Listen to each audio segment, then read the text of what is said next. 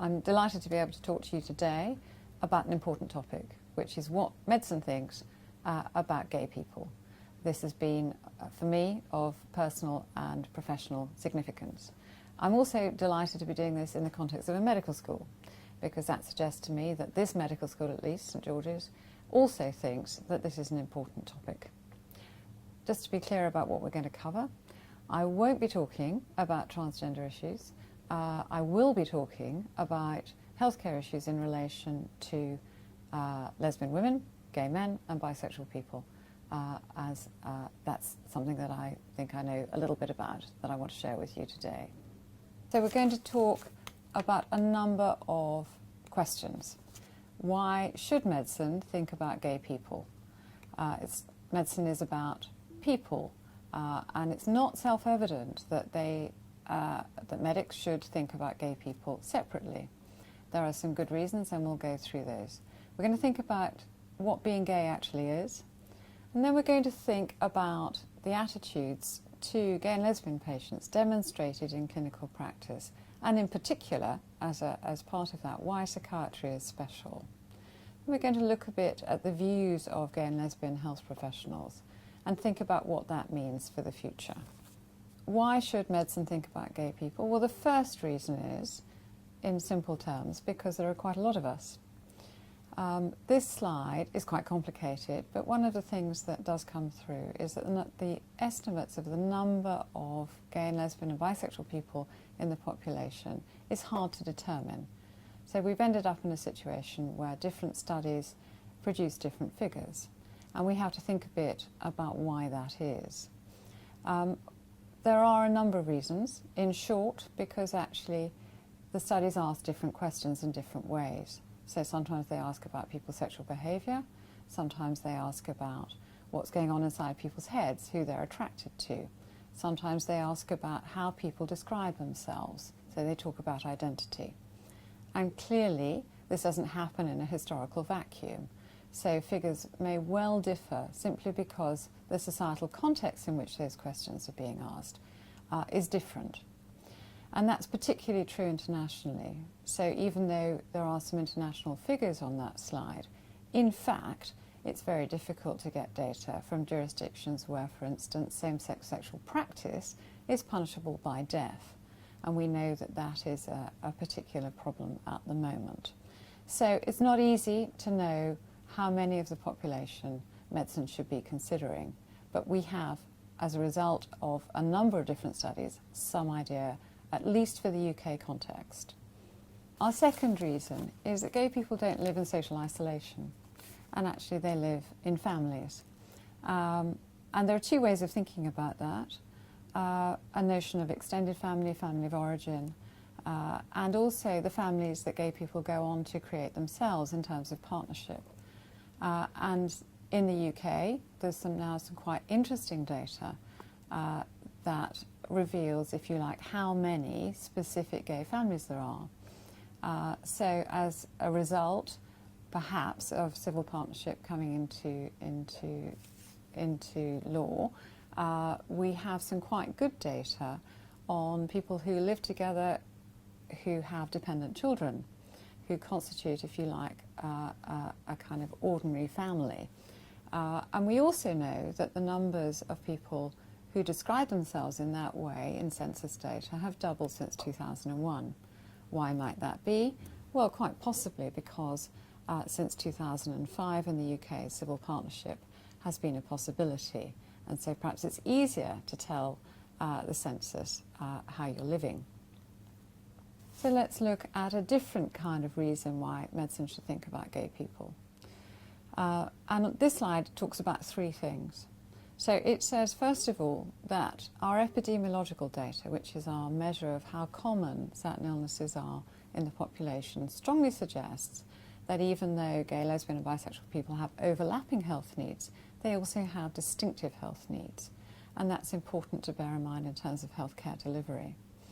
The second reason is because people's health choices, how they look after themselves, who they go and see, may well be influenced by their sexual orientation. And the third reason is the way in which we think about medicine in the UK context, that particularly within the NHS, where it's very explicit. Medicine has an obligation to meet the health needs of the whole population without prejudice. And that's an extraordinarily important principle that we need to uphold. And as a footnote to that, I suppose I spoke not so long ago in another European country to an audience where, in fact, it was thought appropriate to have something called Catholic psychiatry. And I think it's clear from some of the things that the Roman Catholic Church has said about same-sex sexuality that that might complicate healthcare delivery. So what's crucial to remember is in the UK context, that doesn't apply. So if we go back to 1957 to the Waffling Committee, which was tasked with considering homosexuality and prostitution. And if one just pauses for a moment to reflect on why were those two things considered together? And of course the answer is because there was legislation prohibiting same-sex sexual expression at that time. But there are a number of other things that are interesting about the Waffling Committee. There were 15 members of that committee. 3 of those were doctors. So this was seen very much as a medical issue. And one of those doctors was Desmond Curran, who was in fact a psychiatrist at St George's. So there are interesting bedfellows in the sense of the topic and also who's on the committee. The other thing to say about the Waffling Committee is that it didn't particularly dwell on lesbianism. Well, why didn't it do that? Well, actually, of course, it's because Queen Victoria could not conceive of the reality of lesbian identity. She thought that being lesbian was inconceivable and that women didn't do things like that. And so actually, lesbians weren't considered in terms of mainstream national legislation in the way that gay men were. So that's a bit about why medicine was always involved in those issues. But let's come a bit more up to date. And what you see from the slide is that over the last 15 years there has been an extraordinary wave of legislation. And broadly speaking, it's all going in the same direction. These are bits of law that are increasingly liberal in terms of the recognition of the presence of gays and lesbians and bisexual people in society. And most interestingly, perhaps, are the 2 bits of legislation at the end, the Civil Partnership Act in 2005, which has, of course, most recently been followed by gay marriage in 2013. The first gay marriages started in April 2014. But the Equality Act is the one that perhaps relates to medicine most strongly. Because that imposes a duty on public sector bodies to act without discriminating in terms of gay issues. So that means that schools, pubs, bed and breakfasts, centres of higher education like medical schools have to behave in a non-discriminatory way. So that perhaps has given people pause for thought, that there is a need to demonstrate that people are behaving in accordance with the law. And the delivery of medicine within the NHS is obviously touched by that public sector duty as well. So we think it might be important, but actually, do we know who medicine has to think about? Who are gay people is our next question. And in clinical practice, this is a particularly tricky area. There are real linguistic pitfalls for the unwary. And there are good reasons to think about why terminology really, really matters. It makes a lot of difference to how people experience healthcare. So on this slide, there are a bunch of terms. They're ones that I've heard used in my lifetime. And what they reinforce to me is the fact that many of the terms used around gay identity are derogatory. Some of them were intended to be neutral. So the word homosexual, for instance, features extensively in scientific literature, and it was intended to be neutral. Whether or not it was always perceived like that, I think, is far less clear. So in your clinical encounter as someone working clinically, how do you go about this issue? Well, actually the best guide is to use the terms that people themselves use about themselves. And that is what you're going to use in the clinical notes as well. and you won't always get it right. I certainly haven't always got it right, but I think that's a reasonable starting position. There is, however, a particular aspect about gay identity that is quite complicated. We've touched on it already, but let's come back and think about it a bit more. You can't see inside someone's head. You can only go on what they say and how they seem. And we know that for human beings there are very complicated relationships between fantasy, desire, behaviour and identity. That means that people don't always do what they say, and that people's sexual behaviour in particular can be at odds with the identity that they acknowledge to the world. We also know that even though this is a lecture that covers lesbians, bisexual people and gay men, that actually those groups have different histories, different social histories, different experiences, different lifestyles and different ideological positions from straight people and from each other.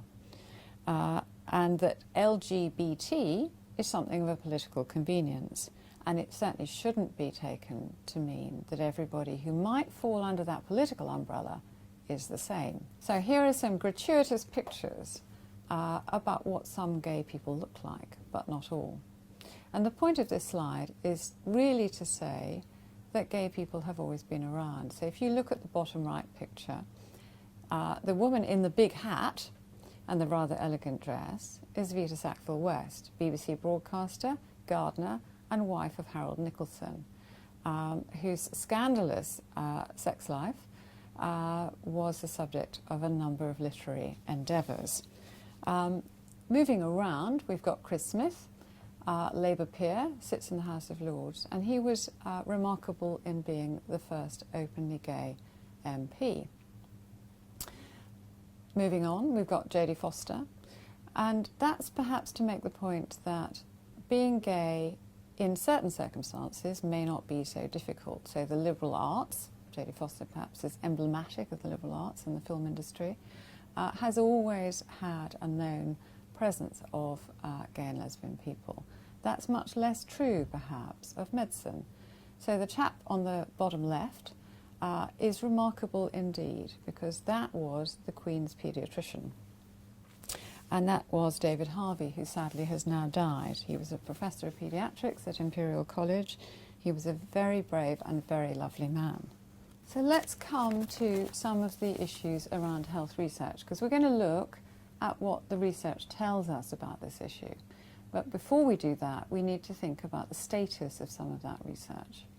So actually looking at groups of people who have what might be construed as a negative social identity, in this case being gay and lesbian, makes it very hard to identify samples, because people aren't rushing to collaborate necessarily with researchers. And so a number of unusual mechanisms can be used to identify subgroups in the population from whom we can gain valuable information.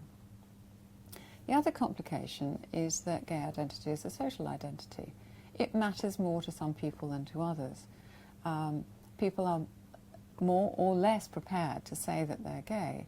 So those issues of acknowledgement are really crucial in terms of, as we've seen, population statistics, but also in terms of who we talk to, how we can find people to talk to about their experience of healthcare.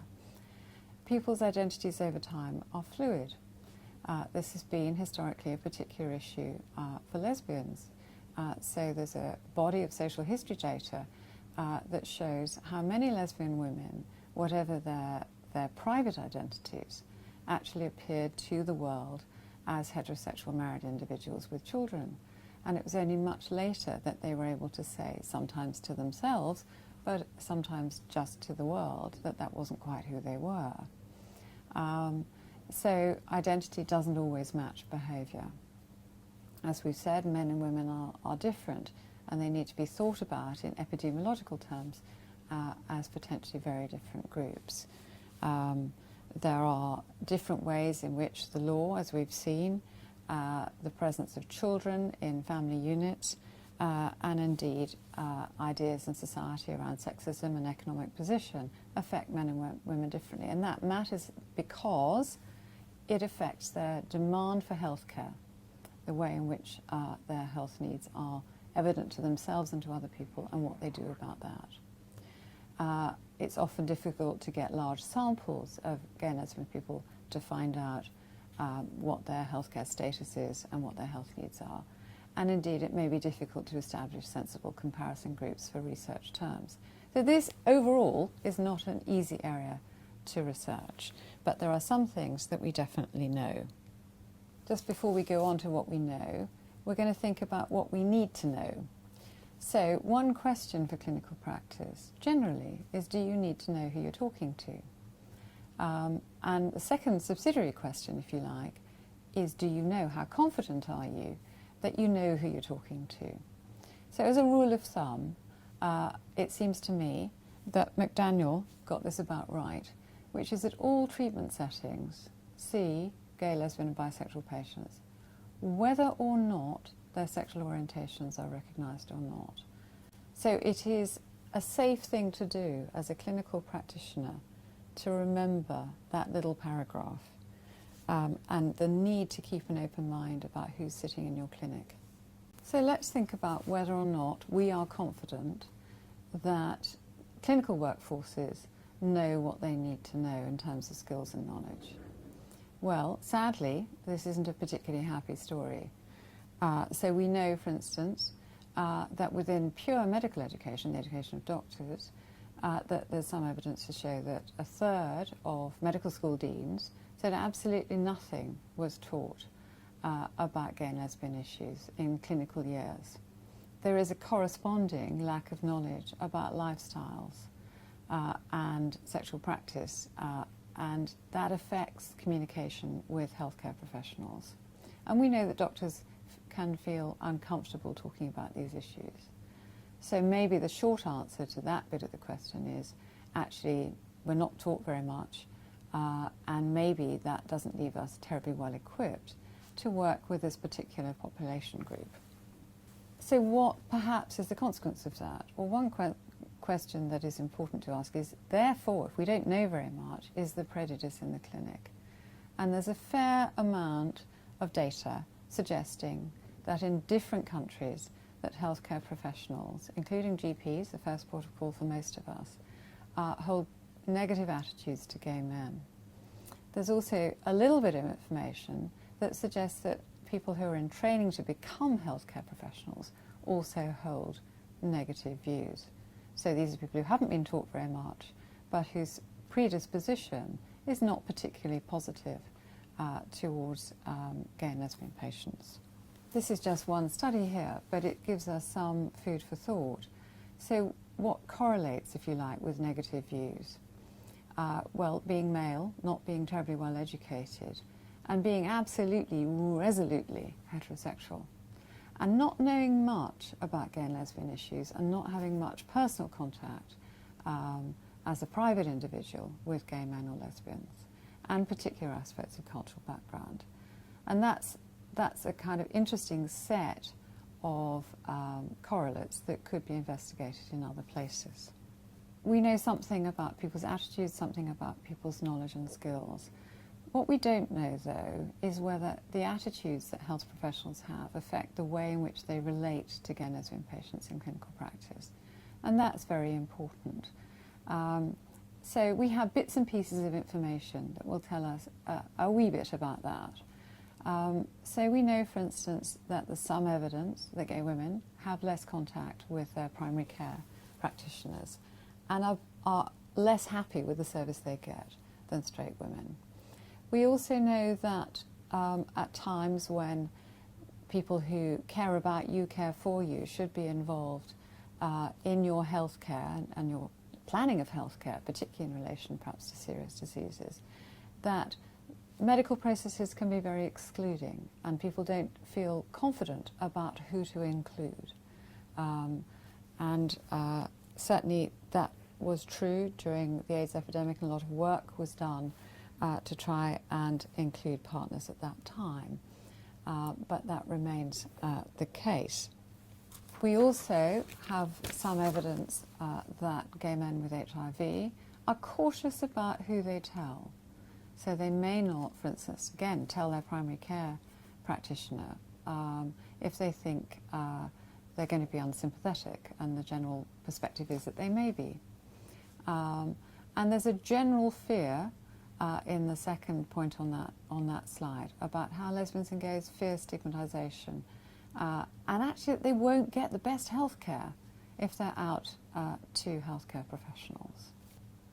So this is the last slide about attitudes to gay and lesbian patients in clinical practice, and it's quite a large study, quite a recent study, and quite an important one, because it suggests that half of 6,000 self-selected lesbian and bisexual women actually were not out to their GP, and indeed were more likely to be out to their manager, their work colleagues and their friends and their family.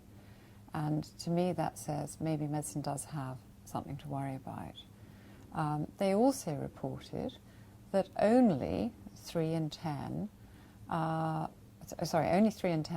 that health workers didn't make inappropriate comments if they disclosed their sexuality to them, and that half of this particular self-selected sample reported some negative experiences of healthcare in the last year. But of course we don't know, and there was no comparison group, how many heterosexual women might have said the same thing about their experience of healthcare. Nonetheless, a study with large numbers, fairly recent, which might make medicine worry a bit. It's not an entirely rosy picture. Psychiatry, though, is different, and certainly there is a legacy from the way in which psychiatry thought about homosexuality. That was the category that it talked about. And that legacy makes people anxious about contact with mental health services. So homosexuality was a diagnosis, and when I was a medical student, therefore I suppose I was a diagnosis. And it took a long time for psychiatry to declassify homosexuality as a mental disorder. And that slide tells you when the 2 big diagnostic systems in psychiatry did so. So the American Psychiatric Association in '73, but it kept in ego-dystonic, i.e. not very happy with being homosexuality.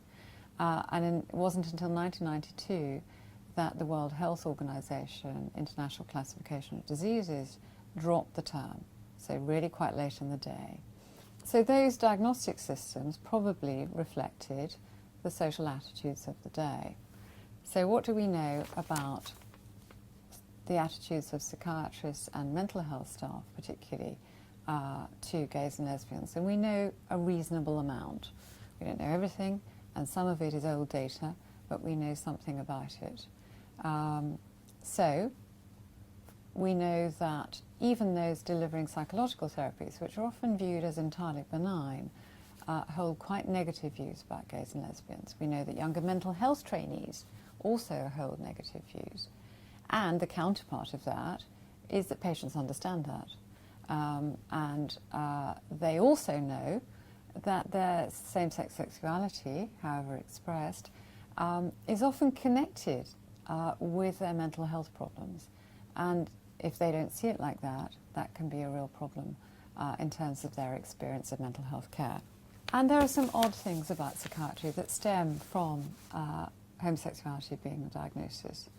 So we know, for instance, that in a particular legal context where many people's sexual expression was illegal, that individuals sought treatment in order to become straight.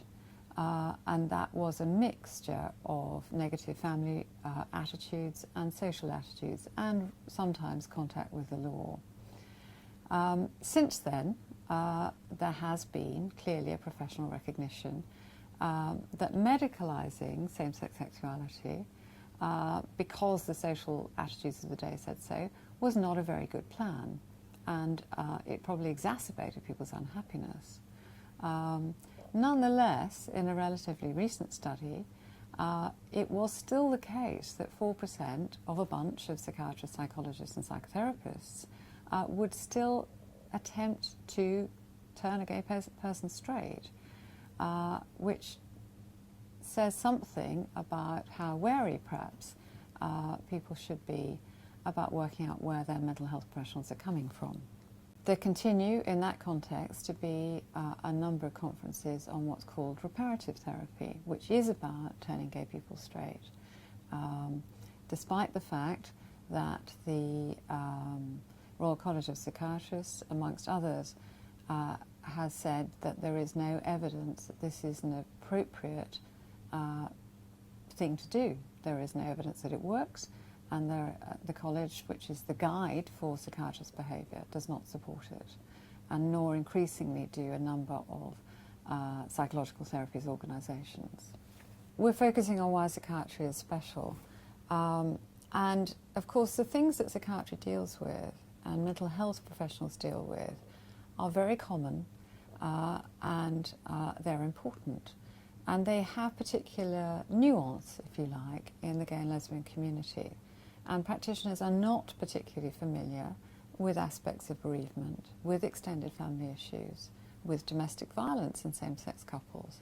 And nor are they that switched on about people's legal rights or people's relationship styles. Nonetheless, there is some recent evidence that mental health services are getting their act together and providing better services to this tranche of the population. So we know a fair amount about what patients think about their experiences of healthcare, and we know something about the attitudes and behaviour of health professionals. Let's turn to a particular group then. What do gay and lesbian health professionals think about healthcare work, and indeed themselves? And I did a little study way back looking at lesbian doctors in 1987, at a time when, frankly, I'm not sure that medicine knew it had lesbian doctors. That was a small study in the UK, but it was interesting that people were very worried about being out at work, and that they thought that being out might damage their career prospects, even though their private worlds could be very supportive and make them feel good about themselves. There's evidence from other studies that gay doctors thought that their career progression would be impeded if they were out. But actually when they were out, and this is perhaps the most interesting thing, when they were out, they felt better about themselves. And of course that resonates now with Stonewall's current campaign, that actually people who feel all right about themselves, who are open about their identity, make a greater contribution. And perhaps David Harvey is a very good example of precisely that.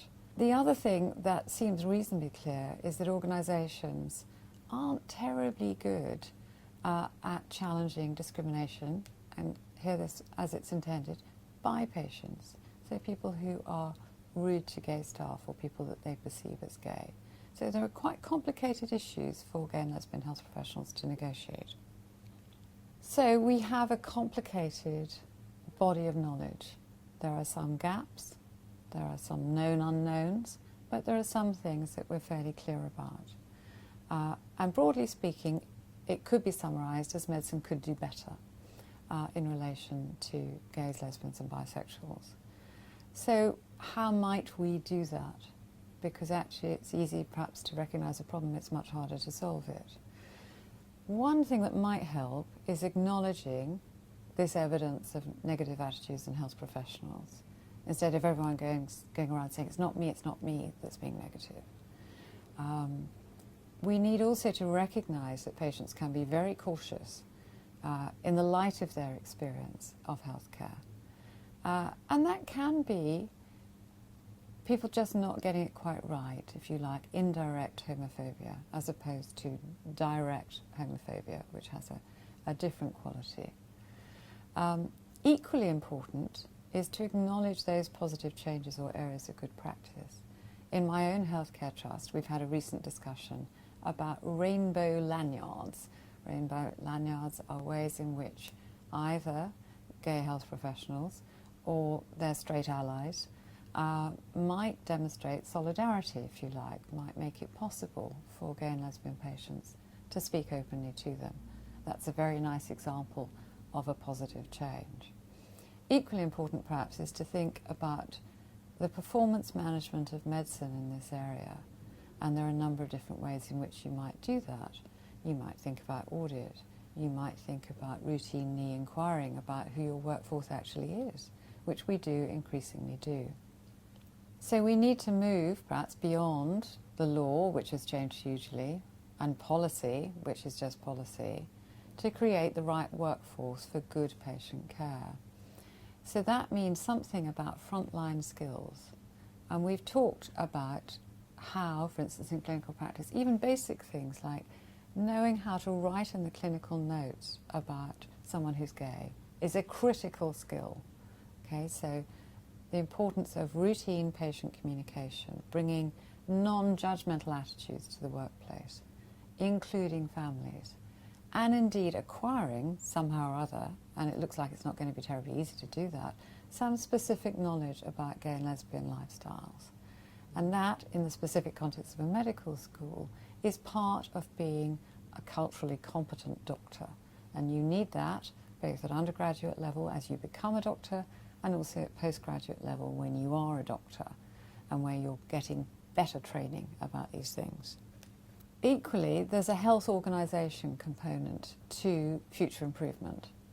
There are ways in which health organisations can speak to the gay and lesbian community to make those people confident that they're going to get good health care, regardless of their sexuality. And some things are easy. There are some aspects of the physical environment, paperwork, visible policy, and indeed visible role models in staff groups that make that easier. In 2012, only 6 NHS trusts were in Stonewall's top 100 employers, which meant that only 6 were doing a really significant amount to turn themselves into gay-friendly health organisations. But nonetheless, that demonstrates that it can be done, and it demonstrates perhaps that there is room for improvement. And I think the recent figures would suggest that there were more organisations featuring in that way, alongside all those people from the private sector who got their act together a little while ago. So those are some ideas, perhaps, about how healthcare could be gay-friendly. And given that this is a medical school audience, a couple of things about organisations that are particularly useful. So there is an organisation that's for gay and lesbian doctors and dentists. There is a special interest group in the Royal College of Psychiatrists. And lastly, there's the Stonewall website. That contains a wealth of information, some research, some policy, some legal. A lot of it is of some relevance to healthcare delivery, and it's a very useful resource. And I would recommend all 3 of those websites to you if you wanted to find out more about this important issue. Thank you very much.